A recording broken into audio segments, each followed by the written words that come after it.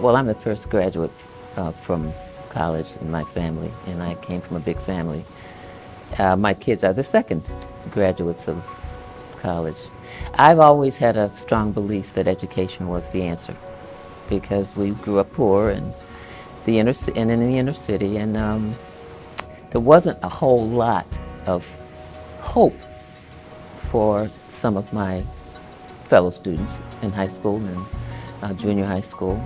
But I decided that my path was going to have to be different.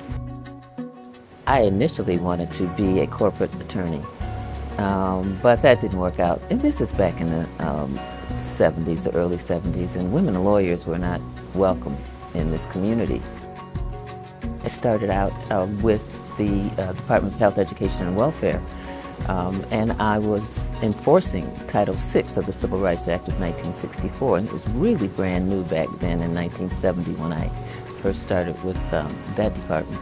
And it was an eye-opener for me because it was the first time America had ever had statutes that could be enforced that would permit anti-discrimination treatment. I started looking for a law firm position and was really fortunate to land a position with a major law firm. And I was the first CSU graduate to ever be hired there, which I thought was the firm and maybe the city saying that, you know, this new law school that CSU just incorporated is probably something that we need to take a look at. And so I felt like I was carrying a banner for CSU's law school when I joined that law firm. And it went on after that. I joined the U.S. Attorney's Office, and then 24 years later, I was still handling anti-discrimination cases. And I still think that the initial opportunity to work with the new statutes, new regulations in that area was why I had been able to grow such a great career.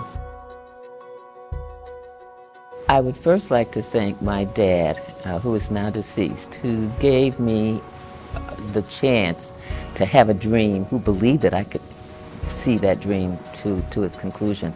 I'd like to thank my two children, Kimberly and Christopher, because they were such good kids. They let me do what I had to do, and they didn't cause trouble. I'd like to thank my Scream team at the City Club.